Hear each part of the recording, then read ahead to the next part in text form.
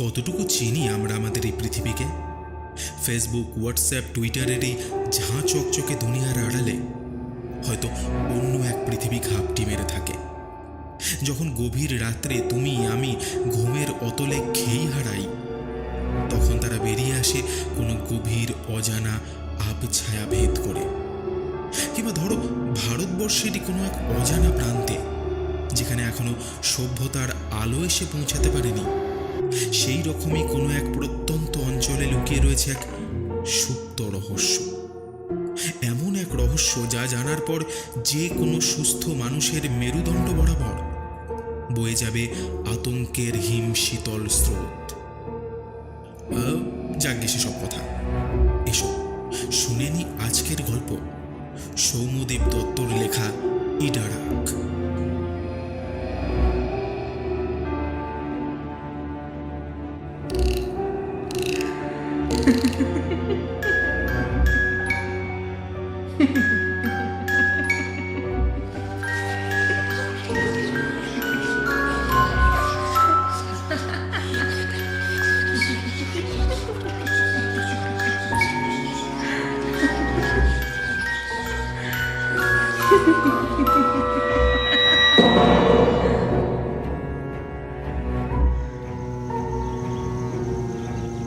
ঘরে বসে বসে রং তুলে নিয়ে আঁকি বুকি কাটছিলাম।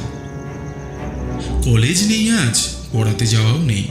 অন্যান্য সপ্তাহে এই বৃহস্পতিবারটা আমি সপ্তর্ষিকে পড়াতে যাই। আজকে ওর শরীর খারাপ, ওর মা ফোন করে বললেন সেটা, তাই আমি আর যাচ্ছি না। একটু মুশড়েই পড়েছিলাম, কারণ ছাত্র হিসাবে সপ্তর্ষি অত্যন্ত ভালো। কেবল যে পড়াশোনায় ভালো তাই নয়, খুবই ভদ্র ছেলে। ক্লাস 9-এ পড়লে কি হবে, এত কিছু জানে আর নতুন কিছু শেখার এত আগ্রহ। ওকে পড়াতে গেলে আমার নিজেরও অনেক কিছু জানা হয়ে যায়। কি আর করা যাবে, যাওয়া যখন হচ্ছে না তখন আঁকার সরঞ্জামগুলো নামালাম। কয়েকদিন ধরেই ভাবছি একটা নিসর্গ দৃশ্য আঁকবো, ফাঁকা সময় পাচ্ছিলাম না। কলেজের চাপ আছে, ছেলে পড়ানো শুরু করেছি বছরখানেক হলো। প্রতিযোগিতামূলক পরীক্ষাগুলোর জন্য এমনিতেই নিচু ক্লাসের পড়া পড়তে হতো, তাই শুরু করলাম টিউশনি। আমার চর্চাও হলো, সাথে কিছুটা হায়ও। সেই সঙ্গে কিছু ছেলে মেয়েকে তো তৈরিও করতে পারছি। যাকে তো এইসবের মধ্যে শখের জিনিস যেমন ওই আঁকা টাকা, এসবের আর সময় হয়ে ওঠে না। আজ হলো যা হোক। সবে পাহাড়টার গায়ে রং লাগাতে শুরু করেছি, নিচের দরজায় ধাক্কার আওয়াজ পেলাম। আমাকেই নামতে হবে। মা বাড়ি নেই, পুজো দিতে গেছে। বোন স্কুলে, আর বাবা তো দোকানে। এই সময় ঘরে আসার সম্ভাবনা নেই। দত্তর সামান্য বিরক্তি নিয়ে সিঁড়ি দিয়ে নামতে শুরু করলাম। কে যে এলো এই অসময়ে? দরজা খুলে অবাকই হলাম একটু। সৌমেন। হালকা বিস্ময়ে বলে ফেললাম, তুই এই সময়? ঈষৎ কম্পমান, ঈষৎ ভয় জড়িত অদ্ভুত এক শিরশিরে গলায় সে জবাব দিল, হ্যাঁ, আসতে তো হতোই রে। আমার হিসাব মতো সৌমেনের এখন বাঁকুড়ায় থাকার কথা। বাড়ি এলেও আমাকে জানাতো আগে। আমাকে না জানিয়েও কখনো বাড়ি আসে না। তাই বিস্ময়ের প্রাথমিক ধাক্কাটা কাটানোর পর খেয়াল করলাম ওকে অনেক রোগা লাগছে। চুলগুলো একেবারে এলোমেলো, গলার হাড় হালকা প্রকট হয়ে আছে। গা থেকে একটা তীব্র ডিওড্রেন্টের গন্ধ, আর শরীরে আশ্চর্য এক প্রকার জ্যোতিহীন পরিচ্ছন্নতা। আঙুলগুলো কেমন একটা বেঁকে আছে। আর সব থেকে আশ্চর্যের ব্যাপার, ওর চোখ দুটো যেন দীর্ঘকাল কোনো দুঃস্বপ্নের থেকে পালিয়ে ফিরছে। ওই লাল টকটকে হয়ে থাকা ওই চোখ দুটো, চোখের নিচে অমাবস্যার অন্ধকার।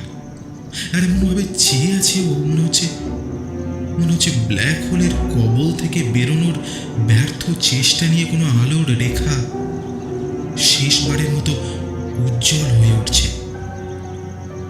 এই অদ্ভুত মূর্তি নিয়ে কি উদ্দেশ্যে আমার দরজায় এসে দাঁড়িয়েছে সেটা বুঝতে না পেরে বললাম, কিরে, তোর শরীর খারাপ নাকি?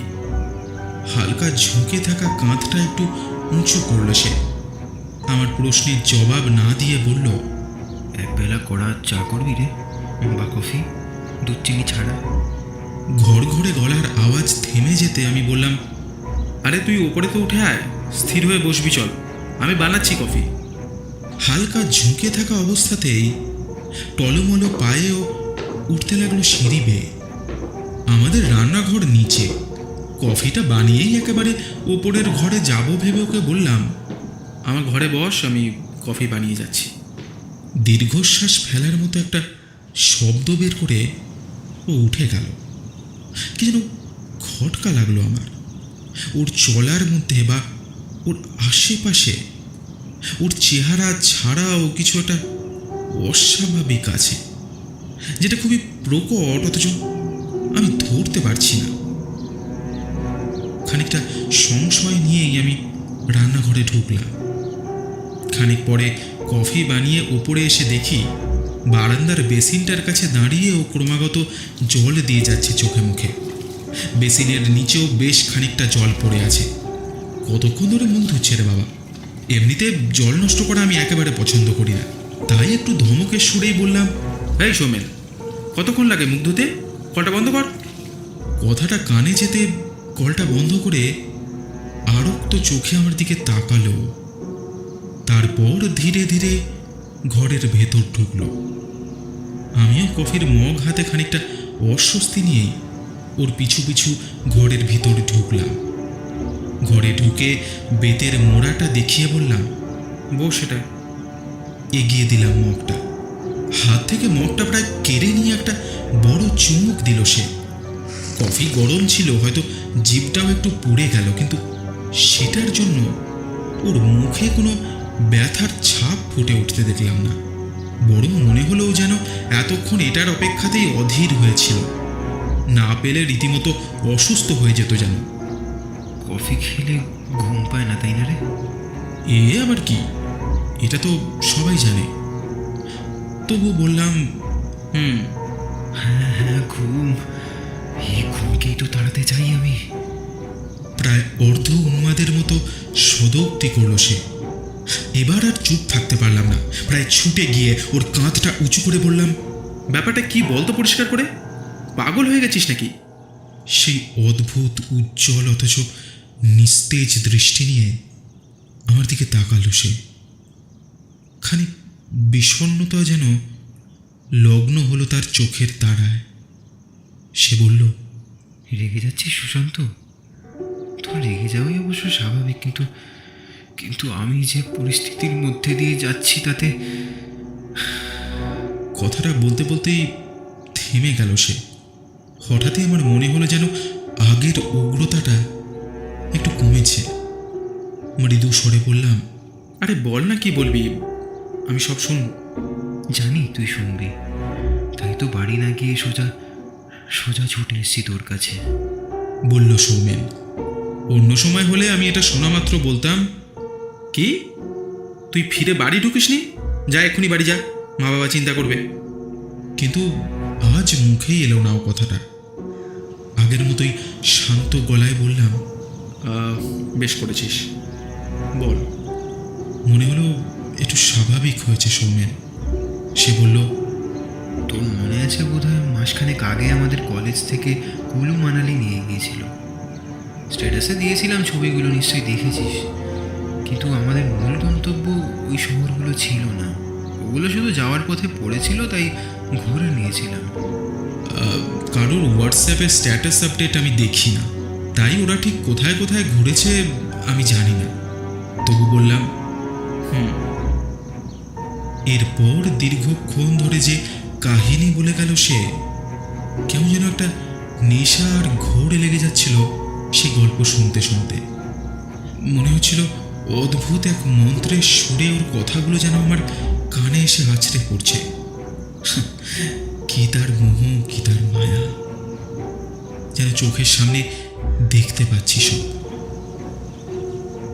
আমরা আসলে গিয়েছিলাম ওই অঞ্চলের বেশ কিছু প্রত্যন্ত গ্রামে।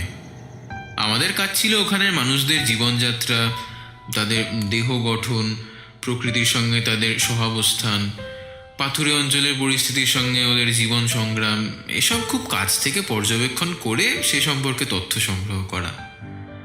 প্রথম দিন দশেক আমরা বেশ উৎসাহের সঙ্গেই কাজ করছিলাম। পার্বত্য এলাকার সৌন্দর্য ভালোও লাগছিল বেশ। তো কিছুদিন পর লাকচিলাক নামে একটা গ্রামে পৌঁছালাম। এই গ্রামটা অন্যান্য গ্রামগুলোর তুলনায় একটু অদ্ভুত। ঘন জঙ্গলে ঘেরা, একটু বেশি শীতল, আবার একটু বেশি নিস্তব্ধ। প্রথম দিন গ্রামে পৌঁছে মনে হলো আদিম সভ্যতা সম্পূর্ণ ছেড়ে যায়নি এদের।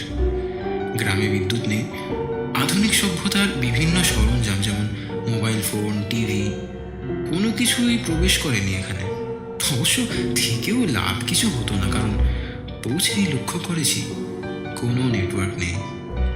তবে নিজেদের বৃত্তের বাইরেও যে শহুরে সভ্য সমাজের খবর এরা রাখে সেটাও বুঝলাম যখন তুলনামূলক উৎসাহী একজন এগিয়ে এসে জিজ্ঞাসা করলো, আচ্ছা, আপনারা কি শহর থেকে এসেছেন? প্রাথমিক পরিচয় পর্ব শেষ হওয়ার পর এরা আমাদের গ্রামে থাকতে দিতে রাজি হলো এবং বেশ আনন্দিতভাবেই রাজি হলো। দেখলাম আগের গ্রামগুলোর তুলনায় একটু বেশি বিচ্ছিন্ন বলেই হোক বা বাইরের পৃথিবীর সঙ্গে স্বল্প যোগাযোগের জন্যই হোক, এরা অত্যন্ত সহৃদয় ও সরল প্রকৃতির। আগে যে যে জায়গায় গেছি সেখানের মানুষজনের মধ্যে বাইরের লোক বলে আমাদের প্রতি অবিশ্বাস, জড়তা ও সংকোচের ভাবও ছিল। যদিও কোনো বদ উদ্দেশ্য আমাদের মধ্যে কিন্তু ছিল না, কিন্তু এদের দেখে মনে হয় বাইরের জগতের কোনো অনর্থক উৎপাত এখানে কখনো ঘটেনি। তাই অজানা মানুষ যে কালবিশেষে কত ভয়ঙ্কর হতে পারে এদের তা জানা নেই। যাই হোক, আমাদেরই সুবিধা হলো অতিথিদের এরা মাথায় করে রাখবে। গ্রামের কয়েকজনের বাড়িতে আমাদের থাকার ব্যবস্থা হলো। আমরা মোট ছিলাম 12 জন, 2 জন স্যার সহ। মোট 4টে বাড়িতে আমরা ভাগ করে রইলাম। আমি আর চন্দন ছিলাম গ্রামের মোড়লের বাড়িতে। লক্ষ্য করছিলাম এখানে স্টেশনারি জিনিস বা ওই জাতীয় কিছুর দোকান নেই। এদের যখন যা প্রয়োজন হয় নিজেরাই বানিয়ে নেয় বা জঙ্গল থেকে সংগ্রহ করে। তাই আমরা নিজেদের ব্যাকপ্যাক থেকে যখন টর্চ, মোবাইল ফোন বা চিপসের প্যাকেট বের করছিলাম, অনেক ছোট বাচ্চা এবং বেশ কিছু প্রাপ্তবয়স্ক লোকও বেশ বিস্ময়ে ভরা চোখে দেখছিল।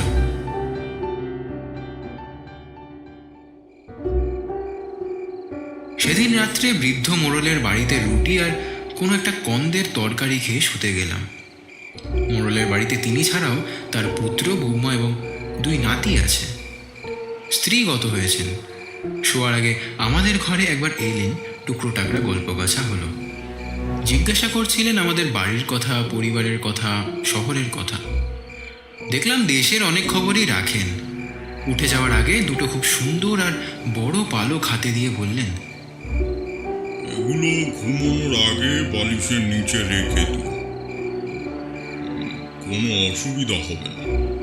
পালকগুলো বেশ বড়, মাথার দিকে সবুজ আর গোলাপি রঙের ছিটে, বাকিটা খুব মোলায়েম পিচ রঙের। জিজ্ঞাসা করলাম, কিসের পালক এটা? বালিশের তলে রাখবই বা কেন? ওনার চোখগুলো একটু প্রসারিত হলো। শ্রদ্ধা আর ভয়ের ভাব ফুটল মুখে। বুকের কাছে 2 হাত জড়ো করে বললেন, ওভাবে বলো না, ও দেবতার পালক, দুঃস্বপ্ন দূর করে। আমি পালকটা ঘুরিয়ে ফিরিয়ে দেখে তারপর বালিশের তলায় রেখে শুয়ে পড়লাম। পাশে শোয়া চন্দনকে জিজ্ঞাসা করলাম, কি ব্যাপার বলতো, বুঝছিস কিছু? চন্দন হাই তুলে বলল, কে জানে বাবা, এইসব উপজাতিদের অনেক অদ্ভুত সংস্কার থাকে। দেখলি না এদের দেবতারাও কেমন আজব রকমের। এই কথাটা সত্যি আমারও খুব অদ্ভুত লেগেছিল। গ্রামে ঢোকার পর দেখছিলাম সব বাড়িতেই অনেক অদ্ভুত সব মূর্তি খোদাই করা। এদের কাছেই জেনেছি এগুলো সব দেবতার মূর্তি। গায়ে লতা, ফুল গজানো সাপ, পাথরের মুগুর হাতে খানিকটা দুপে গন্ডার, কানেও হাতে মেঘের মতো লোমগুচ্ছওয়ালা চতুষ্পদ, এইসবের মতো দেখতে নাকি এদের দেবতা। সবচেয়ে আশ্চর্য, গ্রামের একদম মাঝে একটা বড় পাথরের বেদিতে 4টে বিরাট উঁচু মূর্তি। এরা নাকি দেবতাদের মধ্যে সবচেয়ে শক্তিধর। কোনো দেবতার ড্রাগনের মতো শরীরে ফড়িংয়ের মতো ডানা, কারোর পেটের চারদিকে আবার অদ্ভুত 4কোনা প্লেট। তখন অবাক হয়েছিলাম একটা ছোট সম্প্রদায়ের এমন অদ্ভুত কল্পনা শক্তি দেখে, কিন্তু পালকটা হাতে নিয়ে ভালোভাবে দেখার পর একটু বিস্ময় লাগছিল। এরকম পালক আমার চেনা কোনো পাখির তো নয়। পালকের সূক্ষ্ম রোঁয়াগুলোতে টান দিলাম অল্প, না, ছিল না। তাছাড়া পালকে অদ্ভুত একটা উজ্জ্বলতা আছে যা লৌকিক বলে মনে হয় না। এখানে কি তবে অনেক অজানা জীবজন্তুর বাস যা সভ্য জগৎ জানে না? হতেও তো পারে এইসব জন্তুই এদের কল্পনা মিশ্রিত হয়ে দেবতার রূপ নিয়েছে হয়তো। কাল জঙ্গলে গিয়ে একবার ভালো করে দেখতে হবে। এইসব ভাবতে ভাবতেই ঘুম নেমে এলো চোখে। পরদিন সকাল থেকে শুরু করে দুপুর অবধি কাজে কাজে কেটে গেল। এত কিছু নতুন জিনিস দেখলাম যে এখানে আধুনিক মানুষের পায়ের ছাপ বেশি পড়েছে বলে মনে হলো না। কারণ তেমনটা হলে এসব কথা কোনো না কোনো গণমাধ্যমে প্রকাশিত হতো। এরা জড়িবুটি গাছগাছড়ার ব্যবহার এত ভালো জানে আর এত সহযোগিতা পরায়ণ, দেখে সত্যি অবাক লাগে। একটা ফুল দেখলাম, এর নাম বলে গাসিন্দা। এই ফুল নাকি যে কোনো বিষ নামাতে পারে। খানিকটা লিলির মতো দেখতে, ফুলগুলোর দারুণ গন্ধ। আরও বেশ কিছু নতুন ফুল ফল লতা ইত্যাদি দেখলাম, তাদেরও অনেক কাজ। তবে এসবের মাঝেও রাত্রিবেলার খটকাটা কিন্তু আমার রয়েই গেছিল। দেবতার ব্যাপারটা মোড়ল কিন্তু খোলসা করে বলেননি। আজ রাত্রে চেপে ধরে জিজ্ঞেস করবো বলে ভেবে রাখলাম।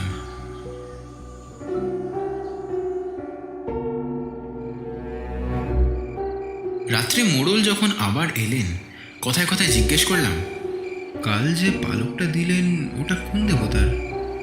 আর দুঃস্বপ্নের ব্যাপারটাই বা কি? খানিক চুপ করে থাকার পর তিনি বললেন, সে বহু বছর আগের কথা। এখানে সবাই বংশ পরম্পরায় শুনে আসছে।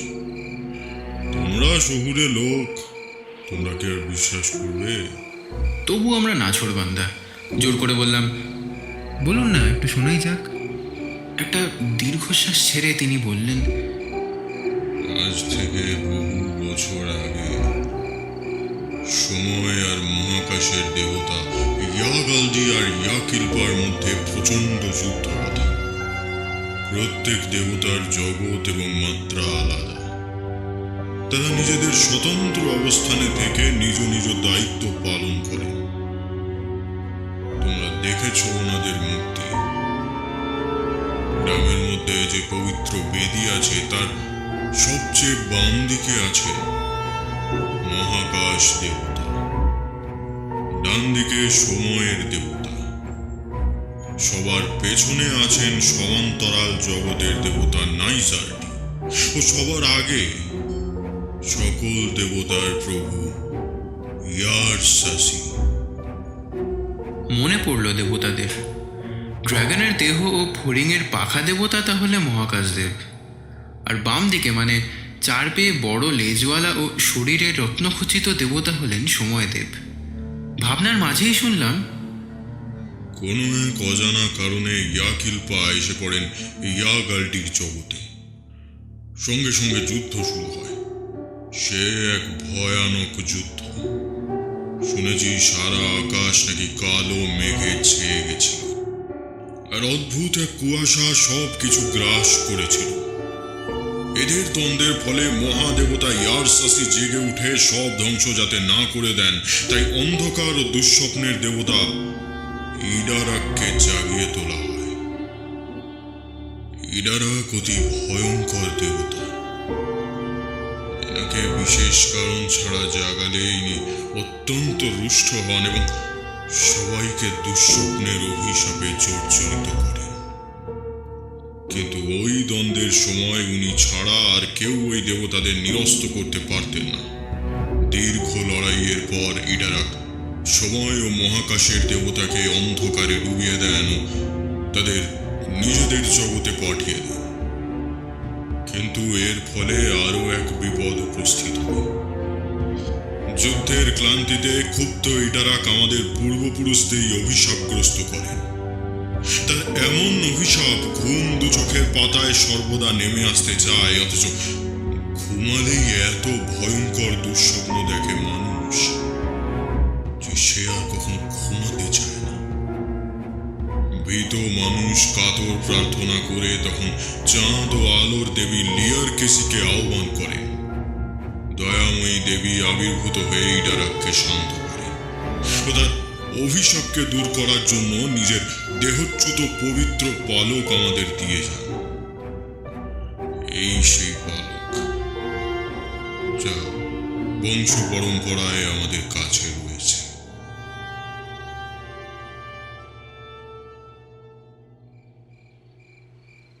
মুগ্ধ হয়ে শুনছিলাম। গল্প শেষে জিজ্ঞেস করলাম, এই দেবতারা কেমন দেখতে ছিলেন সেটা জানবার বড্ড কৌতূহল হচ্ছে। বৃদ্ধ বললেন, লিয়ার কেসি চাঁদের আলোর মতোই সুন্দর।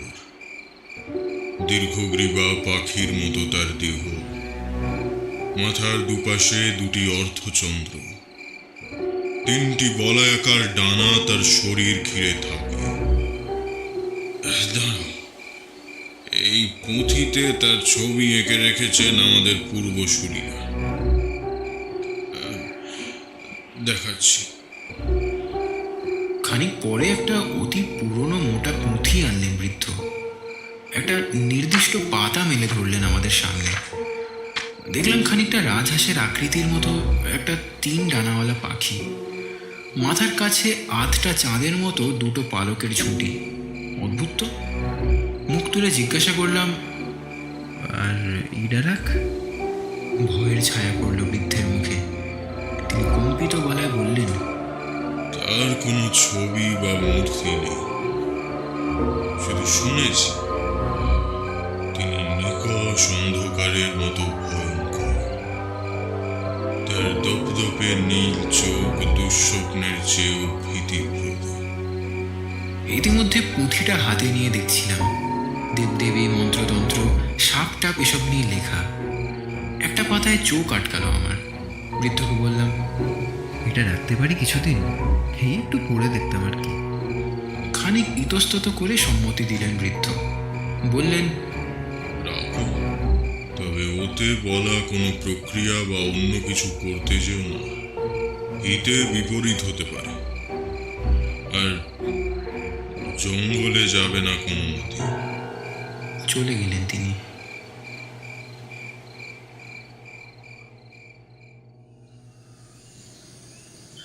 পরদিন থেকে কলেজের কাজ একেবারে মাথায় উঠল। জঙ্গল বড় টানছে আমায়। গতকালও যাওয়া হয়নি, কিন্তু আজ যেতেই হবে। মন বলছে দেবদেবীর আড়ালে আসলে অনেক অনাবিষ্কৃত প্রাণী আছে এই জঙ্গলে। তাছাড়া পুঁথি পড়তেই হবে। কালই দেখেছি একটা পাতায় গ্রহ নক্ষত্র সম্পর্কিত অনেক গাণিতিক হিসেব ছিল, ঠিক দেখা হয়নি। ওটা থেকে হয়তো প্রাচীন জ্যোতির্বিজ্ঞান সম্পর্কে অনেক ধারণা পাওয়া যেতে পারে।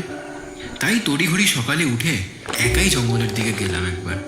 পুঁথি সঙ্গে ছিল। কিছুটা ভিতরে গিয়ে একটা গাছতলায় বসে পড়া শুরু করলাম।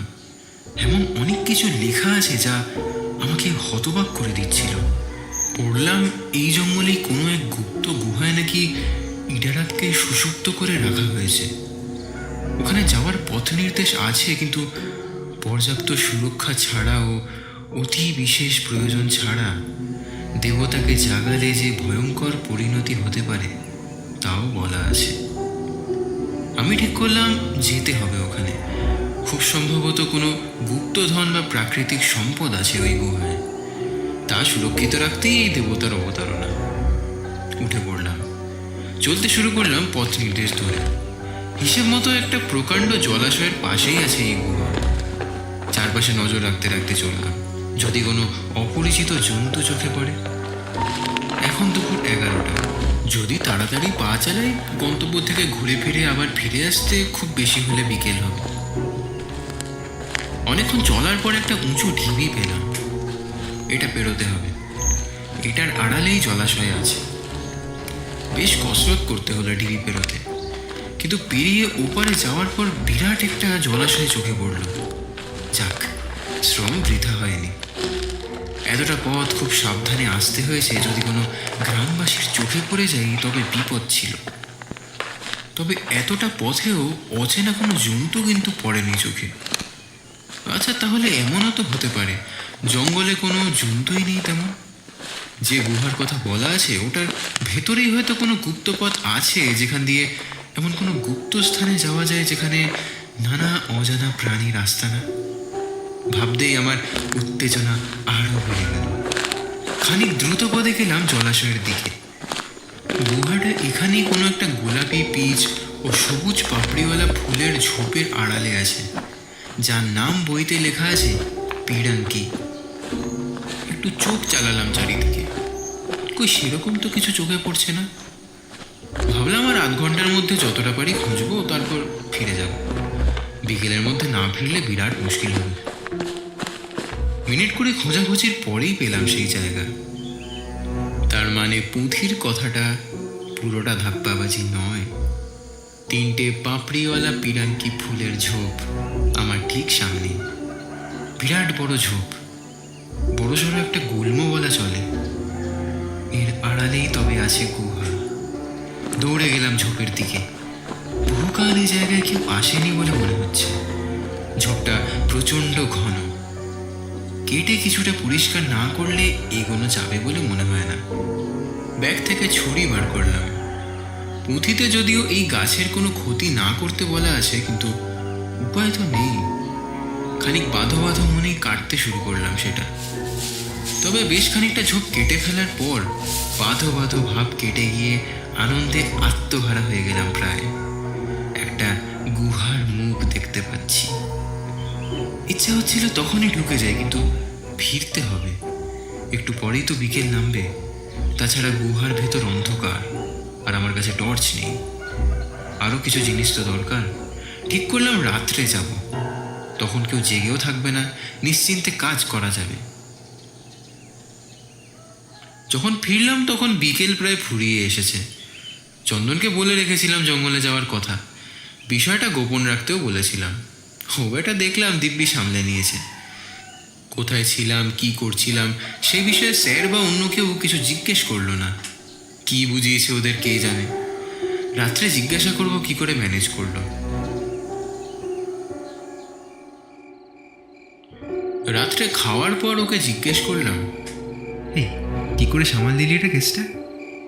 চন্দন বলল, ও আমার ক্যালমাছে ভাই, জানিস তো তুই। ছাড় ওসব ফালতু কাজ ছাড়, তুই আগে বল তো কী দেখলি? সারাদিন যা যা করেছি ওকে সংক্ষেপে বললাম। সব শুনে ও চোখ গোল গোল করে বলল, তুই এই রাত্রে একাই যাবি? চল আমিও যাবো তোর সঙ্গে গুহায়। জানতাম এই ঝামেলাটা হবে, তাই আগে থেকেই যুক্তি তৈরি করে রেখেছিলাম। যে কাজে যাচ্ছি তাতে বিপদ আছে। আমার অনর্থক উৎসাহের জন্য অন্য কাউকে ঝামেলায় আমি ফেলতে রাজি নই। তাছাড়া বিপদ যদি উপস্থিত হয়, আমি ওখান থেকে তো আর সাহায্য চাইতে পারবো না। এখানে কেউ একজন যদি থাকে যে জানে আমি কোথায় যাচ্ছি, তাহলে সময় মতো যদি আমি ফিরে নাও বা আসি, সে সাহায্য নিয়ে পৌঁছতে পারবে সেখানে। এইসবই বললাম চন্দনকে। অনেকক্ষণ গাঁইগুই করার পর শেষমেশও ইংরাজি মতো হলো। ম্লান মুখে বলল, যাচ্ছি যা, সাবধানে যাস, আলোকটা নিয়ে যাস কিন্তু, বলা কি যায় কি হয়। মোটামুটি যখন রাত 11:30, চুপিসারে বেরিয়ে পড়লাম। গোটা গ্রামটা ঘুমন্ত। টর্চ গ্রামের ভেতরে চালানো যাবে না, বেশ অন্ধকার। আর কয়েকদিন পরই বোধহয় অমাবস্যা। পালক জামার পকেটে আছে, ব্যাগেও টর্চ, কার্বলিক অ্যাসিড এবং কিছু শুকনো খাবার এসব আছে। অন্ধকারে গ্রামটা কেমন ভুতুড়ে লাগছে। আন্দাজে চলতে লাগলাম। হোঁচট খেলাম বেশ কয়েকবার। একবার তো মুখ থুবড়ে পড়েই গেলাম। হালকা ধুকপুক করছে বুকের ভিতর। তবুও চলতে থাকলাম। অন্ধকারের মধ্যে জঙ্গলে পৌঁছাতে মিনিট 45 সময় লেগে গেল। তবে জঙ্গলে পৌঁছানোর পর টর্চ জ্বাললাম। রাস্তা চেনা ছিল, গুহার কাছে পৌঁছতে বেশি সময় লাগবে না। সরোবরটার কাছে যখন পৌঁছালাম একটু অস্বস্তি লাগছিল। অন্ধকার কি একটু বেশি ঘন লাগছে? বুঝতে পারছি ভয় লাগছে একটু একটু। গুহার ভেতর কি আছে তা আমি জানি না। যদি তেমন কিছু হয়, লেয়ার কেসের পালক তো আছে। টর্চটা জ্বেলে নিলাম। গুহার মুখে ফেললাম আলো। কিছু দূর গিয়ে আলো মিলিয়ে গেল। কতকাল পর এ গুহা আলোর স্পর্শ পেল কে জানে। ধীরে ধীরে ধীরে প্রবেশ করলাম গুহার ভেতর।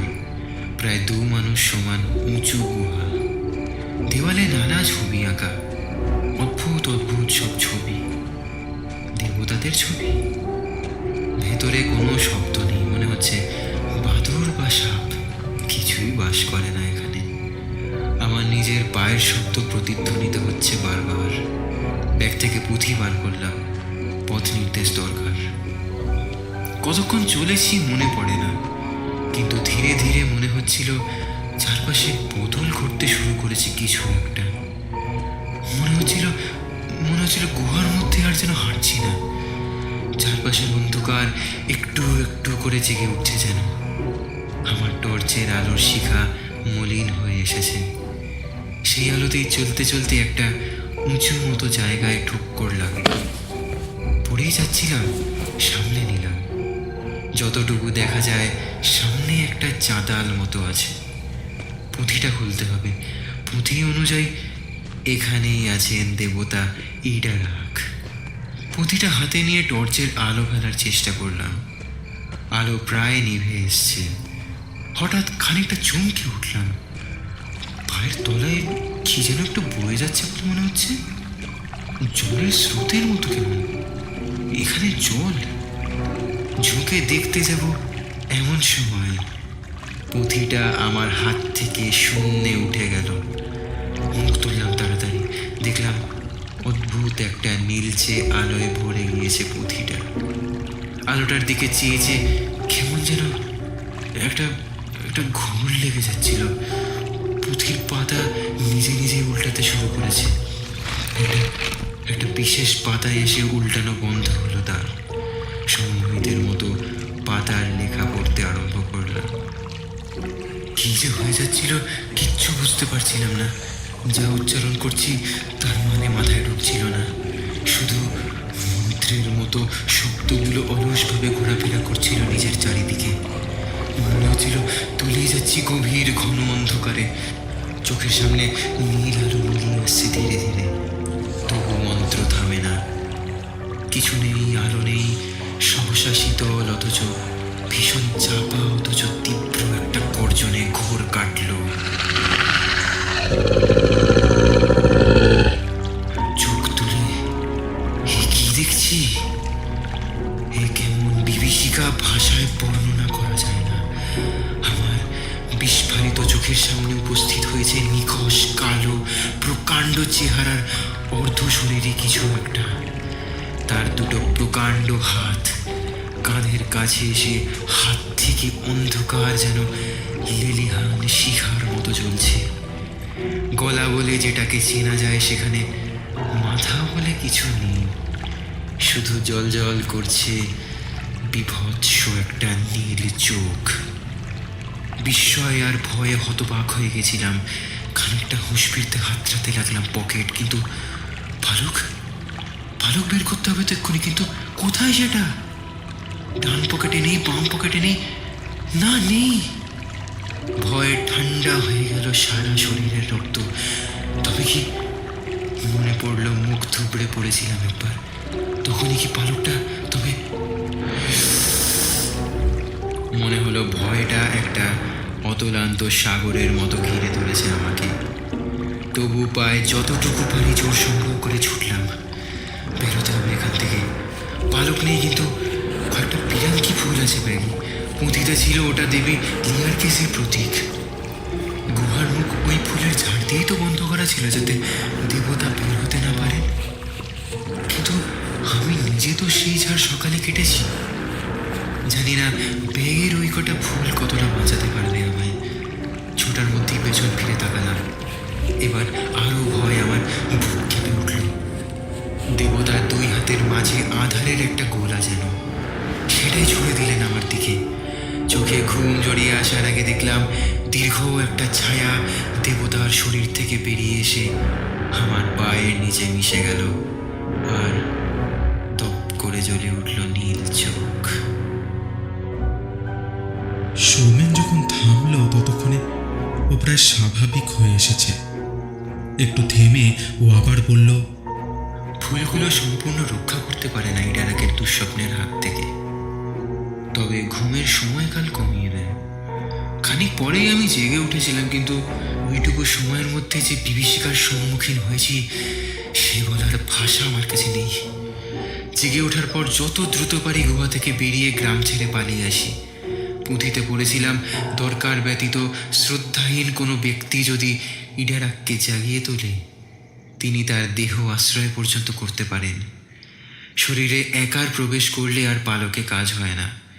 শিকারের ছায়ার সঙ্গে মিশে যেন তার সঙ্গে সঙ্গে চলতে থাকেন। আমার কাছে এখন সব পরিষ্কার। সিঁড়িতে ওঠার সময় যেটা অস্বাভাবিক লেগেছিল সেটা সৌমেনের ছায়া। আমাদের সিঁড়িতে আলোর এমনভাবে ব্যবস্থা করা যাতে কোনো মানুষের ছায়া প্রায় পড়েই না, অথচ অতি দীর্ঘ এক ছায়া সৌমেনের সঙ্গে সঙ্গেই উঠছিল দেওয়াল বরাবর। হালকা কাঁধটা ঝুলে গেছে আমার। নিজের শরীরের ওপর আর নিয়ন্ত্রণ পাচ্ছি না। ঘুম পাচ্ছে। আমার মুখ থেকে অপরিচিত গলায় কে যেন বলে উঠল,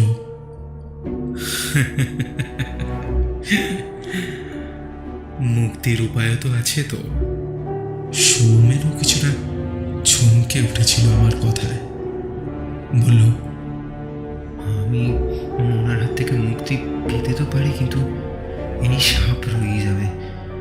পুঁথিতে যেখানে গ্রহ নক্ষত্রের ব্যাপারটা ছিল, আসলে ওখানে বলা ছিল যে যে ব্যক্তিকে ইডারাক আশ্রয় করেন তার জন্মের সময়, লগ্ন, রাশি ইত্যাদি অনুযায়ী বিপরীতভাবে তুল্য রাশি নক্ষত্রের অন্য কোনো একজনের সংস্পর্শে যদি ভিকটিম 8 ঘন্টার বেশি থাকে, ইডারাক তার শরীর ছেড়ে ওই অন্য দেহে আশ্রয় নেন। ওনাকে সম্পূর্ণভাবে শান্ত করার উপায়ও ছিল পুঁথিতে, কিন্তু সেটা আর পাওয়া সম্ভব না, কারণ ওটা তো গুহা থেকে পালানোর সময় আনতেই পারিনি। সুশান্ত, উনি আমার শরীরে প্রবেশ করার পর থেকে আমি কেবলই পালিয়ে বেড়াচ্ছি।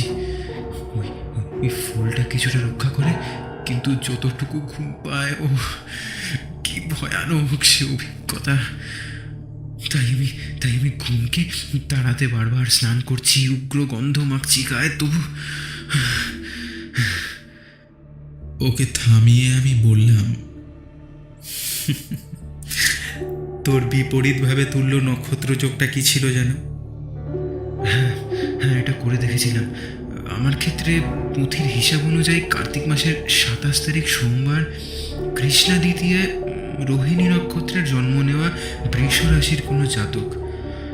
কিন্তু তুই এসব তুই সুশান্ত সুশান্ত আমার চোখ আর চাইতে পারছে না, তবু গলা দিয়ে অপরিচিত স্বর বলে উঠল,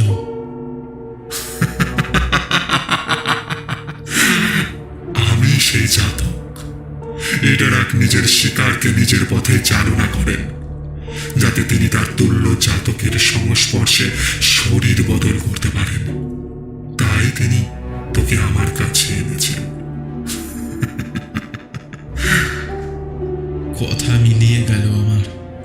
প্রায় বন্ধ চোখের ফাঁক দিয়ে দেখতে পেলাম জমাট একটা অন্ধকার, কাঁধের কাছে একটা অন্ধকারের শিখা। দুহাত থেকে ছুঁড়ে দিচ্ছে অন্ধকারের গোলা। দুঃস্বপ্নের দেবতার নীল চোখ জ্বলে উঠল তপ করে। সৌমেনের আর্ত চিৎকার শুনতে পেলাম, আমি কি করলাম সুশান্ত? তোকে মৃত্যুর মুখে ঠেলে দিলাম। সে কথা সম্পূর্ণ কানে ঢোকার আগেই চরম দুঃস্বপ্ন আমাকে গ্রাস করল।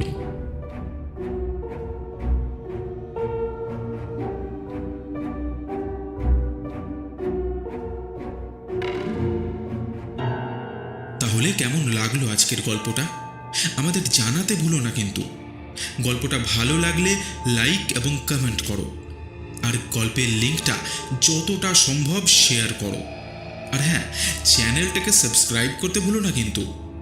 টিম থ্রিলারল্যান্ডের তরফ থেকে তোমাকে জানাই শুভরাত্রি। ভালো থেকো, ভয় থেকো।